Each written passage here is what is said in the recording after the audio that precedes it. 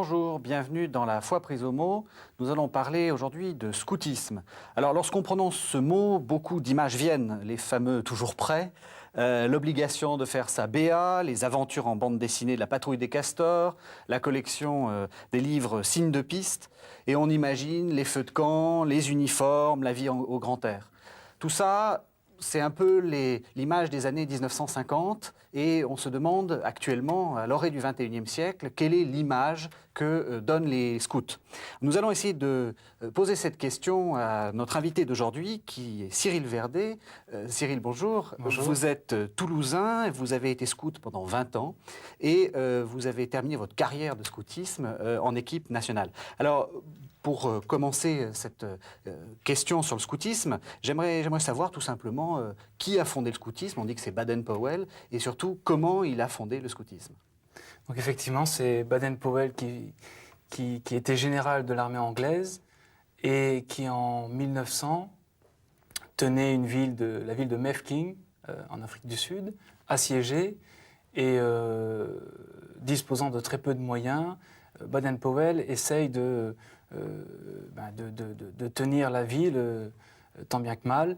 Et pour ce faire, il va essayer de réquisitionner toutes les énergies disponibles, et notamment les jeunes qu'il a à sa disposition. Et il va demander à des adolescents, à des jeunes, de lui servir d'éclaireur, de partir pour observer, pour récupérer des informations. En anglais, scout, ça veut dire éclaireur. Voilà. Et donc, finalement, eh bien, il va se rendre compte que ça marche très très bien, que les adolescents à qui il confie ce type de mission se débrouillent très très bien. Et il se souviendra de cette idée, il se souviendra qu'on peut confier des missions importantes à des adolescents, d'autant que les missions qu'il avait confiées ont beaucoup marqué les adolescents qui ont beaucoup aimé. Et dans ce souvenir, eh bien, Baden-Powell fondera quelques années plus tard le scoutisme, et notamment le premier camp scout en 1907 sur l'île de Bruntsea, point de départ du scoutisme, puisque après ça va se déployer. Donc c'est une origine très militaire. Alors, lorsqu'ils fondent en 1907, là, ça reste militaire ou ça a un peu changé? Alors, l'inspiration initiale, c'est effectivement un service pour le général Baden-Powell, mais dans l'esprit de Baden-Powell, lorsqu'il fonde le scoutisme, il ne s'agit pas de fonder une armée parallèle ou un corps d'armée, pas du tout. C'est un mouvement de jeunes qu'il fait pour aider les adolescents à développer leur sens de la débrouillardise, et puis aussi pour en faire des citoyens à part entière, responsables, dévoués. Alors ça, c'était en Angleterre. En France, c'est pas qui a fondé le scoutisme en France? Ou qui l'a importé peut-être? En Angleterre, le scoutisme démarre très très bien. L'idée de Baden-Powell démarre très très bien, puisque le roi d'Angleterre prend le scoutisme sous son patronage. Et très rapidement, Baden-Powell démissionne de l'armée pour se consacrer entièrement à la tâche scout. Et en France, les premières unités scouts apparaissent chez les protestants. Ce sont les protestants qui créent les premières unités scouts. La plus ancienne, à ma connaissance, est une troupe scout de Toulouse, une scout de la fierté nationale. Une troupe unioniste, c'est-à-dire de protestants. Mais quelques religieux français, notamment un jésuite, le père Sevin, s'intéressent de très près à ce type de pédagogie.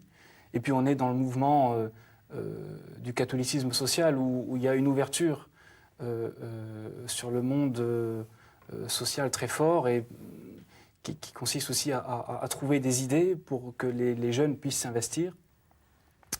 Et le père Sevin, donc un jésuite, décide d'abord d'expérimenter le scoutisme. Donc il rencontre Baden-Powell à plusieurs reprises, et puis avec l'accord de son ordre, de la Compagnie de Jésus, eh bien, il fonde en 1920, donc après la Première Guerre, les Scouts de France, qui vont connaître un essor considérable jusqu'à la Deuxième Guerre mondiale. Alors ça, c'est le premier mouvement, les scouts de France. Voilà. Actuellement, il y a une série de mouvements, donc il y a des scissions, ou il y a des changements au sein du grand mouvement scout. C'est ça. C'est-à-dire que le père Sevin fonde les scouts de France. Donc ça marche très très bien jusqu'à la guerre, même après-guerre. Du reste, pendant la Deuxième Guerre mondiale, les scouts les plus âgés ont été connus pour avoir mené des actes de résistance très importants. Et effectivement, après la Deuxième Guerre mondiale, les années 50, les années 60, il y a des choix qui commencent à émerger, des choix de pédagogie chez les scouts de France. Et en 1964, il y a une sorte de division qui commence à naître entre différents choix pédagogiques, à savoir ceux qui souhaitent maintenir la pédagogie telle que Baden-Powell l'a pensée, et qui avait été adoptée. Rapidement, il s'agit de quoi? C'est-à-dire la patrouille, voilà. C'est-à-dire un système de pédagogie où le plus âgé enseigne aux plus jeunes. La patrouille des castors. En quelque sorte. Et donc voilà, la patrouille va être la pomme de discorde, et puis, entre autres, c'est le principal point, et puis très rapidement, eh bien, il va y avoir deux écoles au sein des scouts de France, si bien qu'en 1971, il y a une scission, avec d'un côté eh bien, les scouts de France qui décident de modifier leur pédagogie, notamment en introduisant, en coupant la patrouille en deux en quelque sorte, en introduisant une nouvelle tranche d'âge, c'est-à-dire au lieu d'être 8-12 ans, 12-17 et 17-21, il y aura 8-12 ans les louveteaux, 12-15 ans les pionniers, 15-17 ans les compagnons. Voilà. Et puis le dernier, je ne me souviens plus. Ça n'a pas d'importance. Voilà. Et donc, alors que de l'autre côté, les scouts unitaires, ceux qui ne voulaient pas perdre le système de la patrouille, vont s'appeler scouts unitaires pour précisément préserver l'unité de la patrouille. Et donc, il va y avoir une scission en 1971. Et alors, il y a un troisième type de scout qui intervient, c'est ce qu'on appelle les scouts d'Europe. Voilà. D'où viennent-ils, ceux-là? Alors, c'est un peu plus tard, en 1958, enfin dans les années 50, ça commence au début des années 50, mais en 58 se crée effectivement en Autriche un mouvement de scoutisme qui a pour ambition de fédérer plusieurs mouvements scouts en Europe. Et donc ça va s'appeler la Fédération du scoutisme européen et qui va avoir du succès essentiellement en France. Et alors, tous ces différents mouvements sont tous reconnus par l'Église. Il y a sont dans l'Église. Les scouts de France sont mouvements d'Église depuis très longtemps. Les scouts unitaires l'ont été en 1999 et les scouts d'Europe l'ont été en 2002. Et alors, avant, dans quel statut ils se trouvaient? Eh bien, avant, c'était des mouvements d'église dans le cœur, mais pas mouvements d'église sur le papier, donc ça n'a pas changé grand-chose en les reconnaissant mouvements d'église. Voilà, c'est juste un problème administratif. Absolument. Un problème. Et alors, est-ce qu'il y a une unité du scoutisme? Est-ce qu'il y a une volonté d'union? Alors, il y a effectivement un idéal commun entre les trois mouvements scouts catholiques, le mouvement d'église, et Jean-Paul II, en 1999, a demandé à ce qu'il y ait une unité plus visible, plus claire dans les mouvements scouts catholiques. Mais pour l'instant, ça reste encore lettre morte en quelque sorte. Merci Cyril.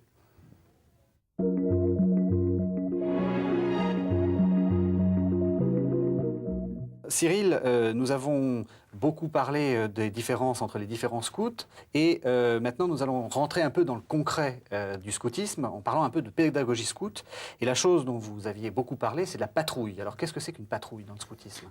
Alors, dans l'esprit de Baden-Powell, eh bien, l'idée étant, comme je l'ai dit la dernière fois, de confier la responsabilité d'un groupe de scouts, d'un groupe d'adolescents, aux plus âgés. C'est-à-dire qu'il y a un gradient d'âge dans cette mini-communauté scout entre le plus âgé qui a 16-17 ans et le plus jeune qui a 12 ans.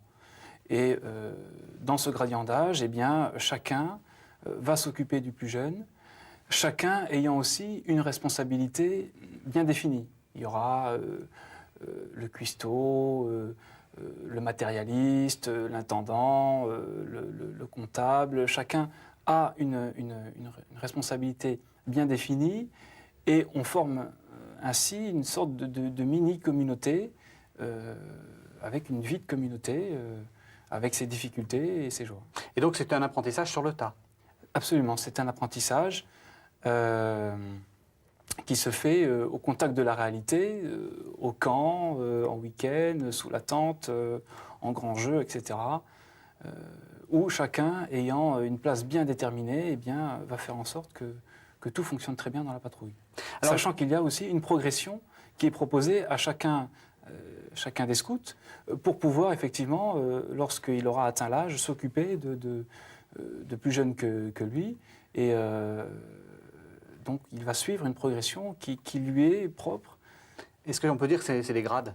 Il y a une origine militaire, donc... Non, ce sont pas... Non, c'est pas une organisation militaire.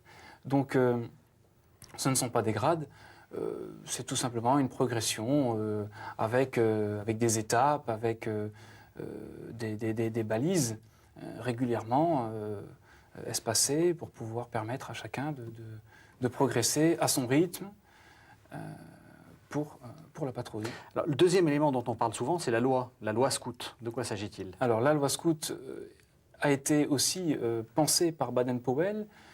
C'est une loi positive, c'est-à-dire c'est une loi qui propose aux scouts de faire. Ce n'est pas une loi qui pose des interdits, c'est une loi qui incite le jeune scout à faire bien, à faire mieux, à se dépasser, à s'ouvrir, à être attentif, à être respectueux, etc. Mais elle contient quoi, cette loi? Alors, elle contient 10 articles. Voilà, c'est une sorte de petit décalogue. 10 articles qui ont été revus à la sauce catholique par le père Sevin lorsqu'il a introduit le scoutisme en France. Donc, il a beaucoup retravaillé la loi scout. Oui, parce que Baden-Powell était protestant. Était protestant, absolument. Il y avait notamment dans la loi scout de Baden-Powell l'idée de devoir servir le roi et d'être un sujet du roi bien sage. Donc Baden-Powell pas Baden-Powell, mais le père Sevin va reprendre cette loi scout en l'adaptant au scoutisme français. Et ça va être là aussi le squelette de la progression scout, puisque dès qu'un scout arrive dans la patrouille, eh bien, on va lui demander, après un temps d'observation, eh bien, de prononcer un engagement, donc la promesse scout, où, eh bien, effectivement, il s'engage à respecter cette loi scout et à essayer d'en vivre le mieux possible. Et alors, donnez-nous un exemple d'un des articles de ce fameux décalogue. Je pense que vous les connaissez par cœur. Alors, oui. L'article le plus célèbre, parce que le plus difficile au regard de tous les scouts qui prononcent leurs promesses, lorsqu'on leur demande quel est l'article le plus facile et quel est l'article le plus difficile à vivre, c'est le dernier article. Le scout est pur dans ses pensées, ses paroles et ses actes. Donc c'est probablement l'article le plus exigeant. Mais sinon, la loi scout balaye tous les aspects de la vie d'un homme, de la vie d'un chrétien. Alors, Baden-Powell, lorsqu'il fondait le scoutisme, avait assigné à ce scoutisme 5 buts. C'est aussi une des choses, des piliers du scoutisme. Effectivement. Quels sont ces 5 buts? Alors, il y a 5 buts qui ont été instaurés par Baden-Powell et qui sont restés intacts dans tous les mouvements. la santé, vivre en bonne santé, premier but. Voilà. Donc ça commence par faire, lorsqu'on est en camp, eh bien, un petit peu de gymnastique le matin pour être bien dans son corps, faire une toilette, être propre, être bien dans son corps, la santé, caractère, affirmer son caractère. Donc la patrouille notamment est un lieu où le scout va pouvoir, en prenant des responsabilités, s'affirmer, développer ses dons, ses qualités, santé, caractère, sens du concret, donc être aux prises avec le réel, ne pas avoir sans arrêt la tête dans les étoiles, mais aussi avoir bien les pieds sur terre. Sens du prochain, c'est-à-dire avoir un œil bienveillant sur autrui, et puis être à disposition de la patrouille, donc le service. Le service est une dimension importante dans le scoutisme. Et puis, enfin, sens de Dieu, c'est-à-dire essayer à travers toute cette progression scout, eh bien de rencontrer Dieu face à face, à travers tous les scouts qui sont mis sur le chemin. Alors, donc, le troisième point, après la patrouille, la loi et les 5 buts, c'est aussi le jeu. Oui. Pour arriver à mettre en place tout ça de manière concrète, on pense souvent que le scoutisme, ça ne fait que jouer. Est-ce que c'est vrai? Le jeu est le moyen privilégié, le moyen premier du scoutisme. C'est-à-dire que le scoutisme est fait pour des adolescents. Alors après, Baden-Powell l'a créé pour les adolescents. Ensuite, après, on a rajouté les plus petits, les plus grands. On a rajouté les branches féminines, mais pour les adolescents, eh bien, quelle est la manière de capter leur attention? C'est le jeu. Donc tout va passer par le jeu. Mais c'est un jeu qui a du sens, c'est un jeu qui fait grandir, c'est un jeu qui va amener le scout, guider le scout sur un chemin de progression. Mais eh bien, comme il ne sert à rien de délivrer de grandes théories ou de grandes morales à un adolescent comme ça, eh bien, le jeu va être le moyen, le cadre privilégié où la loi scout va prendre toute son ampleur. Alors concrètement, on joue à quoi? Eh bien, concrètement... J'imagine que selon les âges, on ne joue pas de la même façon. Alors, effectivement, selon les âges, on ne voit pas le jeu de la même manière, mais on joue de la même manière. On est pris au jeu de la même manière. On ne le voit pas de la même manière, mais comment ça se concrétise? Ça se concrétise sur le terrain, en camp, par les grands jeux, par les veillées, par une vie fraternelle, par voilà, la vie au camp. Et un grand jeu, c'est quoi un grand jeu? Ça fait partie des mythes du scoutisme. C'est quoi un grand jeu, tout bêtement, tout simplement? Un grand jeu, c'est l'activité phare d'un camp scout, que les scouts attendent avec impatience. C'est un jeu qui se déploie dans un espace très grand, sur une durée très longue aussi. Un grand jeu, ça peut durer 24, 36 heures. Où le scout va entrer de plein pied dans le jeu, où véritablement, c'est plus un jeu de société, c'est plus une Game Boy, c'est plus une PlayStation, c'est un grand jeu dans la nature, dans le camp, avec des personnages vivants, avec des intrigues, avec des messages, avec des personnages que l'on rencontre ou que l'on va rencontrer en frappant aux portes. Voilà, donc c'est un jeu véritablement concret. Et c'est-à-dire que c'est les chefs qui font un jeu, inventent le jeu, il n'y a pas de jeu déjà tout fait. Alors après, il y a tout un travail pédagogique de mise en œuvre du jeu pour lui donner du sens, qui est fait par les chefs, pour que le jeu soit le plus porteur possible d'idéal scout en quelque sorte, enfin de vie scout, voilà, où le scout va prendre goût au scoutisme et par conséquent à tout ce que le scoutisme peut lui apporter. Merci Cyril.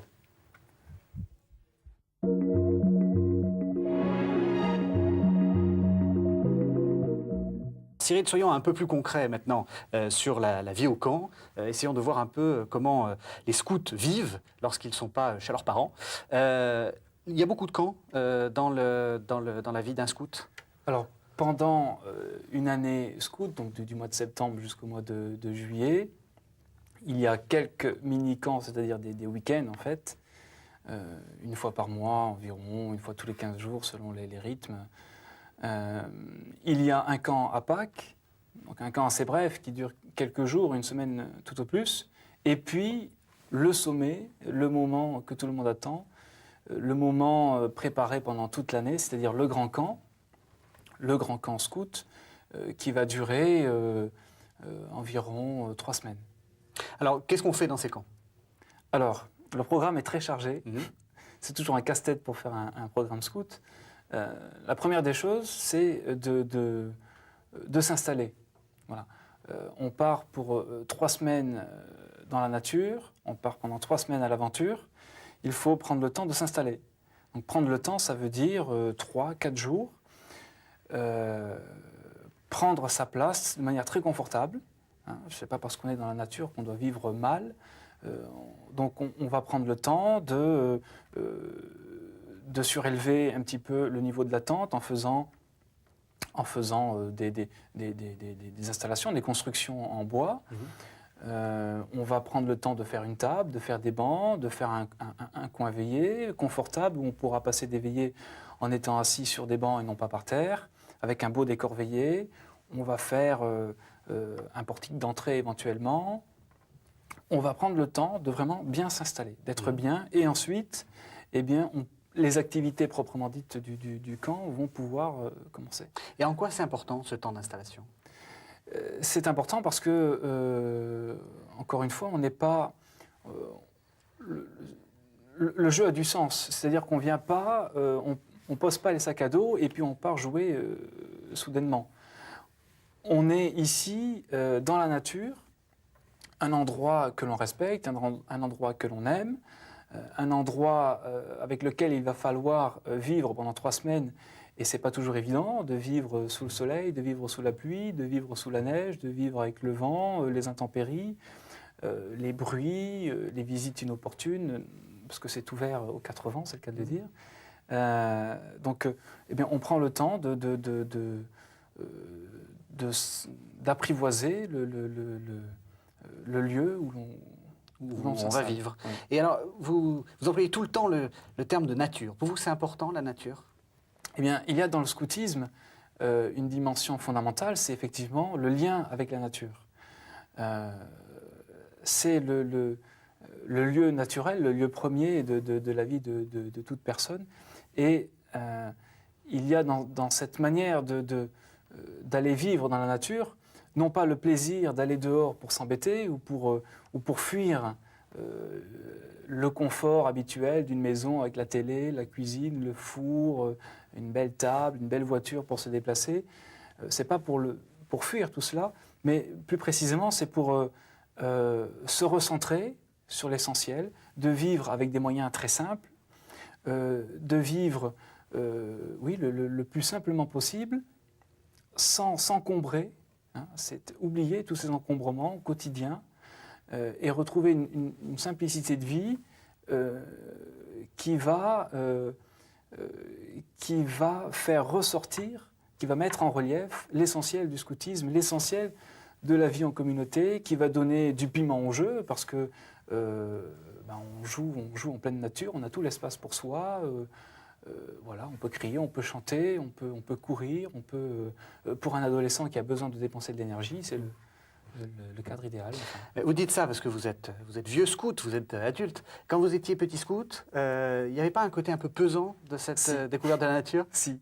Les grands camps m'ont toujours impressionné, surtout les premiers jours. La perspective de camper pendant 3 semaines sous la tente m'impressionnait, mais en réalité, je pense que quand on se retourne et qu'on regarde ce que l'on a fait pendant tout un camp, je ne me souviens pas être parti triste d'un camp. Et il y a dans la vie en pleine nature quelque chose effectivement d'assez éprouvant, parfois même d'impressionnant, mais au fond très, très enrichissant. Oui. Alors, on vit avec des gens qu'on n'a pas forcément choisis, parce que ce n'est pas forcément ses amis, les scouts. Et on vit en plus les uns sur les autres, dans une certaine promiscuité. Est-ce que ce n'est pas quelque chose de difficile à gérer, ça? À la fois quand on est petit scout, et à la fois quand on est chef scout. C'est difficile à gérer pour tout le monde, parce que quand on est petit scout, il faut faire l'apprentissage de la vie en communauté. Et la promiscuité dont vous parliez, effectivement, elle est là bien présente. Pendant 3 semaines, il va falloir partager la même tente. Et une tente, ce n'est pas très grand lorsqu'on est 8 sous la tente. Donc il faut ranger ses affaires. Quand il pleut, quand le linge est sale, lorsque la vaisselle n'est pas rangée, etc., ça devient très rapidement une pagaille phénoménale dans le coin de patrouille. Donc effectivement, il faut gérer tout ça. Il faut gérer les caractères, parce que 3 semaines, c'est long. 3 semaines sans ses parents, pour certains, pour les plus jeunes, ça peut être difficile.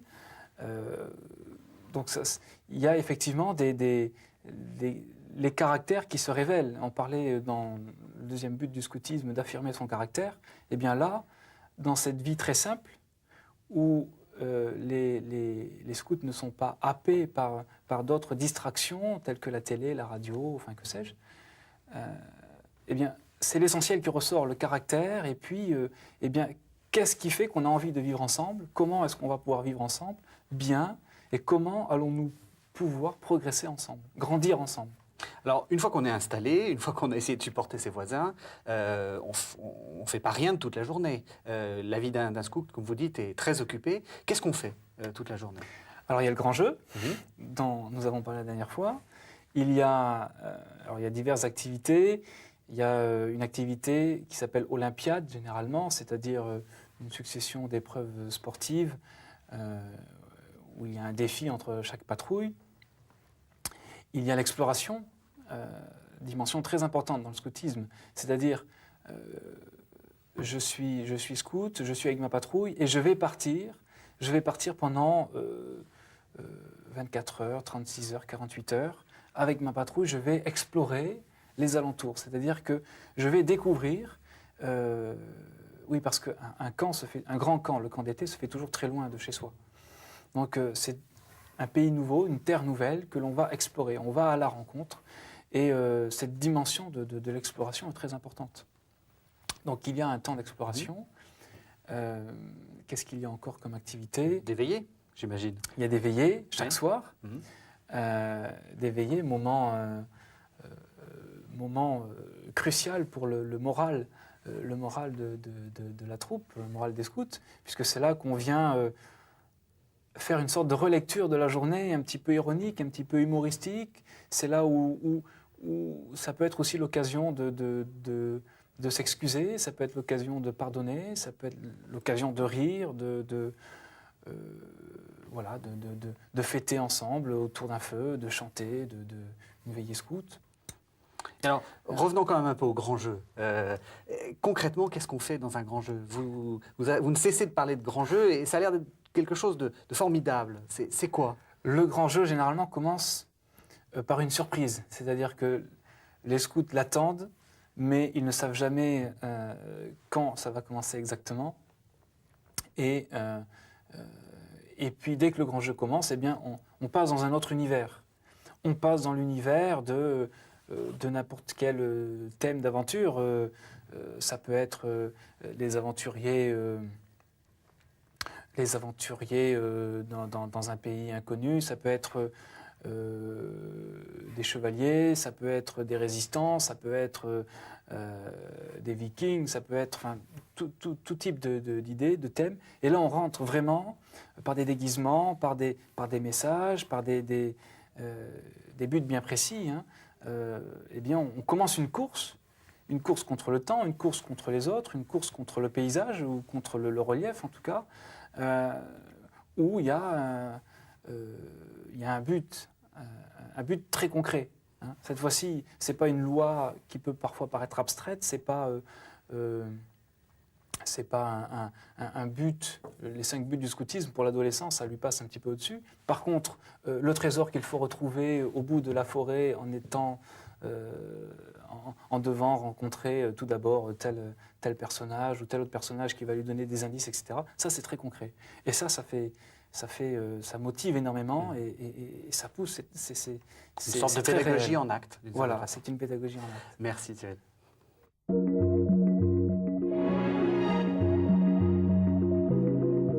Cyril, maintenant, parlons un peu spiritualité. La spiritualité, c'est important dans le scoutisme? La spiritualité, c'est important. Il n'y a pas de spiritualité scout proprement dite. même si, ayant été créé par un père jésuite, il y a une empreinte malgré tout assez ignatienne dans le scoutisme. Du reste, la prière scout est la prière de Saint Ignace. Le scoutisme est surtout une école de la foi, c'est-à-dire une école extrêmement concrète. On a eu déjà l'occasion de l'évoquer. La simplicité de vie au camp était le moyen de mettre en relief le caractère des scouts. Et bien, de la même manière, la simplicité de la vie au camp, le fait que la seule chose que nous pouvons partager, c'est un contact direct avec les personnes, c'est-à-dire qu'il n'y a pas de télé, de radio, enfin même d'autres activités professionnelles, scolaires. Les moyens très simples font que la vie spirituelle va là aussi prendre un relief tout particulier, notamment dans une expérience très concrète, dans une expérience de la foi. C'est-à-dire que la foi n'est plus uniquement de l'ordre de l'enseignement, mais là, pour le coup, c'est vraiment une expérience. C'est-à-dire que lorsque on vit à 8 pendant 3 semaines sous une tente, eh bien, il faut savoir écouter, il faut savoir partager, il faut savoir pardonner, il faut savoir compatir, il faut savoir... Je ne dis pas que ça ne se fait pas dans la vie de tous les jours. Bien entendu que ça se fait. Simplement là, si on ne pardonne pas, si on ne partage pas, c'est très rapidement la catastrophe. Donc il y a quelque chose de l'ordre de l'expérience spirituelle qui est assez forte. Et puis ensuite, l'expérience de la vie chrétienne, puisque dans cette simplicité du camp, toute parole prend une valeur très forte, y compris la parole de Dieu, forcément. Donc c'est aussi l'occasion de la vivre de manière très concrète avec les autres scouts. Ça, c'est une sorte de spiritualité, j'allais dire, implicite. Est-ce que explicitement, il y a des messes tous les jours, il y a des prières tous les jours? Comment ça fonctionne? Il n'y a pas de... La messe tous les jours, éventuellement, s'il y a l'aumônier qui vient passer en camp. Maintenant, la vie de prière, si c'est ça un peu votre question, la vie de prière au camp est une vie de prière simple. C'est-à-dire une prière du matin, une prière du soir, après, à l'issue de la veillée, les bénédictions des repas. Mais sinon, il n'y a pas d'office particulier, non, pas du tout. C'est une vie de prière comme tout chrétien peut en vivre chez soi, un temps de prière, un temps pour se poser. Simplement, cette prière-là va prendre un relief particulier compte tenu du fait qu'elle est mise en lumière par la simplicité de la vie. Alors vous avez été très longtemps chef scout. Est-ce que explicitement, vous avez fait rentrer la dimension spirituelle, justement, lorsque vous organisiez un grand jeu, lorsque vous dirigiez une troupe? Est-ce que ça fait partie de la direction d'une troupe scout? Ça fait partie, absolument. Un chef scout est responsable autant de l'organisation matérielle que de la vie spirituelle du camp. Ça va de pair, et ça serait très mauvais que de séparer ces deux responsabilités. Ceci étant, il est clair que c'est une autre paire de manches de préparer une prière que de préparer l'intendance. Animer la vie spirituelle au camp, c'est pas chose facile, parce que quand on est chef scout, eh bien, on est soi-même soumis à des fragilités, à des tensions, à des combats en quelque sorte, qui font que rendre témoignage de sa foi vis-à-vis de plus jeunes n'est pas chose facile. Néanmoins, c'est là aussi, et c'est aussi l'une des forces du scoutisme, c'est que tout le monde grandit, du plus jeune dans la patrouille jusqu'au plus âgé dans la patrouille, mais même le chef. Et notamment dans la vie spirituelle, eh bien, le chef, en étant responsable de l'animation de la vie spirituelle dans la troupe, dans l'unité, chez les plus petits aussi, chez les plus grands, chez les filles, eh bien, il y a une progression intérieure qui se fait aussi.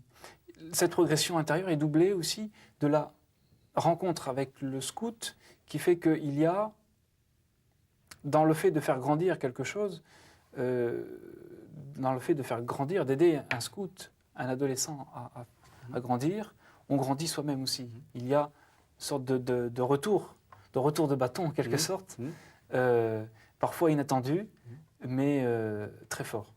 Alors justement, vous avez parlé des aumôniers. Il y a des aumôniers qui visitent les camps Alors dans la mesure du possible,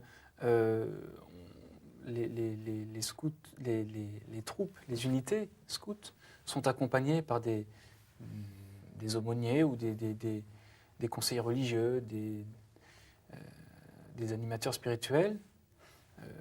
Mais c'est de plus en plus difficile, effectivement, de trouver des scouts, des prêtres, des prêtres qui peuvent accompagner les unités parce que il y a assez peu de prêtres. Néanmoins, le cœur de la vie spirituelle au camp, c'est la vie de prière, c'est le fait de vivre la vie chrétienne. Voilà. Maintenant, si le sacrement peut être apporté, c'est très bien. Ceci étant, ce n'est pas ce qui fait la richesse spirituelle du scoutisme, c'est d'abord parce que c'est une expérience très concrète de la vie chrétienne. En vous entendant parler, j'ai deux questions un peu polémiques à vous poser. La première, spontanément, là, c'est quelle différence finalement avec une colonie de vacances ? La différence avec une colonie de vacances, c'est que le scoutisme propose une progression qui concerne toute la personne, c'est-à-dire qui n'est pas seulement restreinte à du jeu. Hein. Le jeu a un sens très large et très profond. Le jeu s'enracine dans toute la personne dans le cadre du scoutisme. C'est-à-dire que le scoutisme a un sens extrêmement profond. C'est très ambitieux. C'est très très ambitieux comme mission. Mais c'est ce qui fait aussi que c'est très riche et ça porte des fruits. Ça apporte beaucoup de fruits. Alors ma deuxième question polémique, c'est si un gamin, un enfant vient vous voir et il n'est pas catho ou il n'est pas très pratiquant, qu'est-ce que vous faites ? Est-ce que vous l'accueillez quand même ? Alors, ce problème souligne un problème sous-jacent qui se pose de plus en plus dans les mouvements scouts, mouvements d'église, mouvements catholiques, à savoir l'accueil des non-baptisés. Alors, ce qui est proposé pour les... Alors, ça dépend des mouvements. Chaque mouvement a aussi son approche du problème. Disons que l'attitude adoptée est une attitude de bienveillance, bien entendu. Simplement, il y a une sorte d'ambiguïté dans le fait que le scoutisme prend tout son sens dans la vie chrétienne, en quelque sorte, et que, par conséquent, les jeunes qui sont accueillis sont invités à progresser dans cette vie chrétienne. Donc, éventuellement, certains non-baptisés sont accueillis, bien entendu.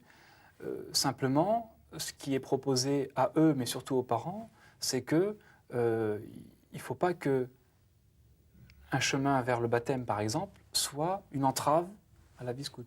Et que si jamais un jour, ils désiraient vivre pleinement une vie chrétienne, ils puissent le faire. Merci Cyril.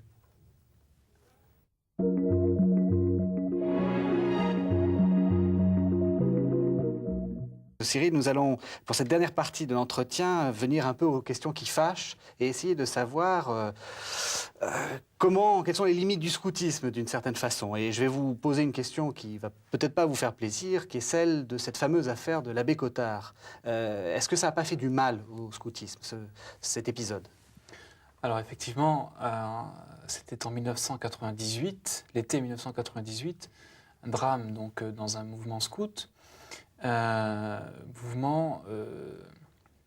Mouvement des scouts catholiques de France, où effectivement on a déploré la mort de plusieurs personnes.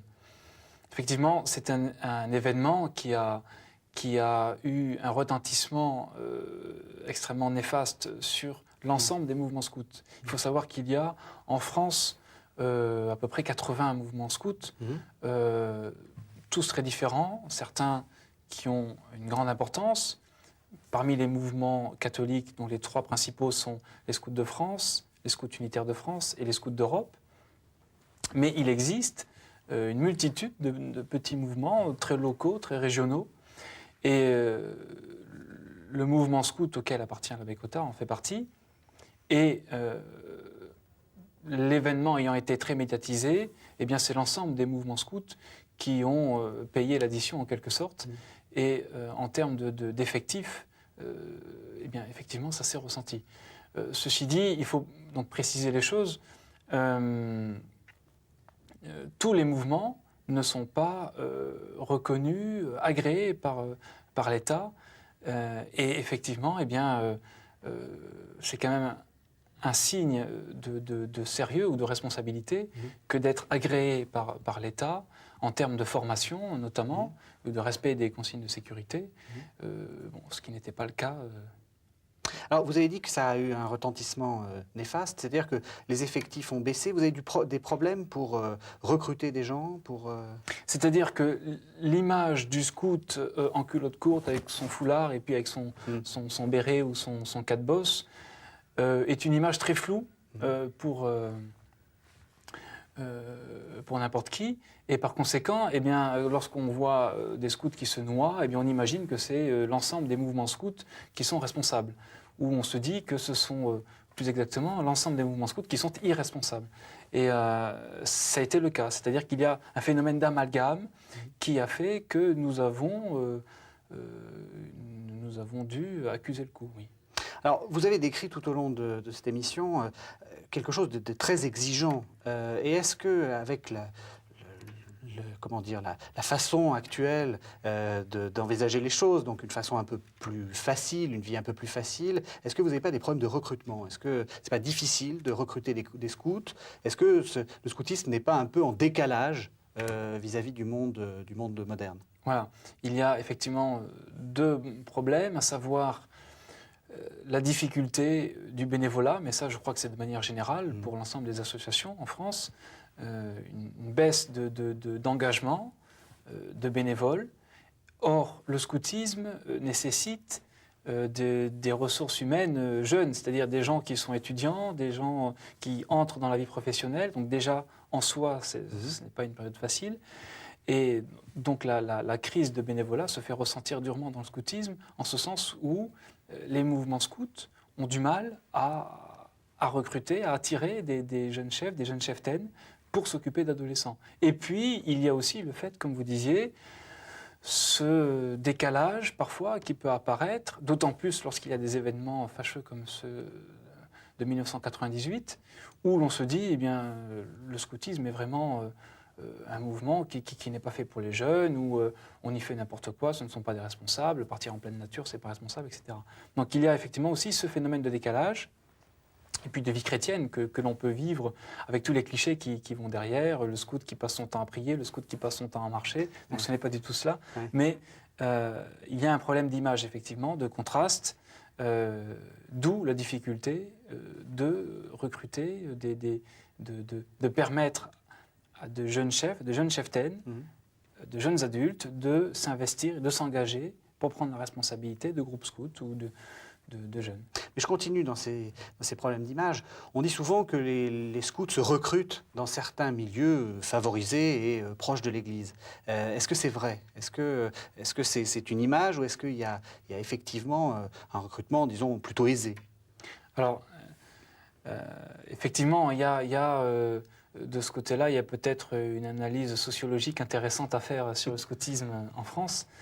Les scouts de France ont cette grande capacité et cette force de pouvoir effectivement proposer le scoutisme à un panel de population en quelque sorte extrêmement vaste, extrêmement large, ce qui n'est pas forcément le cas des 2 autres grands mouvements de scoutisme, mouvement d'église, où effectivement, eh bien, c'est un petit peu, il est difficile, avec des moyens faibles, il faut le reconnaître, de pouvoir communiquer, de pouvoir s'aventurer dans des endroits où proposer le scoutisme n'est pas toujours pas toujours chose aisée, effectivement. Et le scoutisme a une stratégie de communication pour recruter? Le scoutisme, alors la communication dans le scoutisme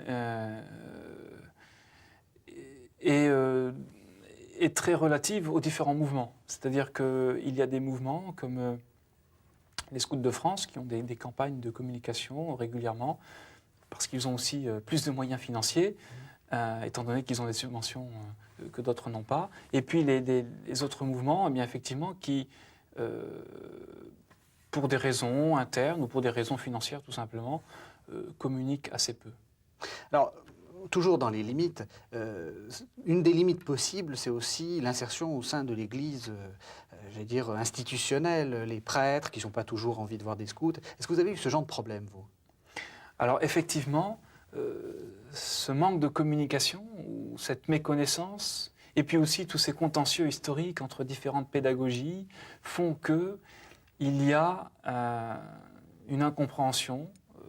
Fréquemment, on rencontre une incompréhension ou en tout cas des clichés qui peuvent accompagner les mouvements scouts, qui ont pour conséquence qu'il est difficile de s'intégrer dans une nouvelle paroisse ou bien donc il y a un phénomène de méconnaissance qui ajoute à la difficulté de pouvoir développer les mouvements scouts, effectivement. Et dans l'Église, même dans l'Église, dans les paroisses, eh bien,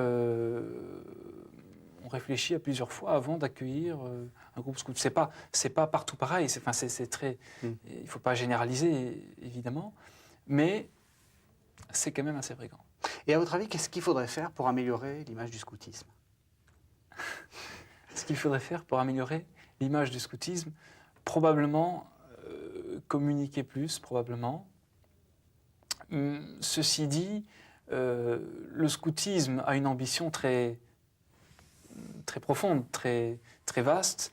Donc, il n'est pas étonnant non plus que eh bien, ce soit difficile de proposer un tel programme qui est très exigeant, qui ne propose pas des excursions, qui ne propose pas, on en parlait, les mêmes activités qu'une colonie de vacances, puisqu'il y a aussi un sens qui est donné à toutes ces activités. Donc forcément, lorsque l'ensemble de la société n'est pas vraiment en phase avec ce qui est proposé dans ces mouvements-là, je pense qu'il n'y a pas qu'une question de communication, il y a aussi une question de proposer quelque chose, et bien effectivement, qui n'est pas toujours dans l'idée du temps, qui n'est pas toujours dans le vent, qui est une exigence qui n'est pas actuelle, mais bon, Et alors pour finir, si vous voudriez justement convaincre quelqu'un de faire du scoutisme, qu'est-ce que vous lui diriez? Si je devais convaincre quelqu'un, eh bien je lui dirais que le scoutisme, ce n'est pas tout ce que l'on peut dire à travers les clichés, ce n'est pas l'image du petit scout qui gambade en culotte courte dans la prairie, c'est pas uniquement ça en tout cas. On s'y amuse énormément, on grandit énormément, on apprend énormément, et puis on voyage énormément, et puis on s'enrichit de manière humaine, de manière spirituelle, énormément aussi, oui. Merci Cyril.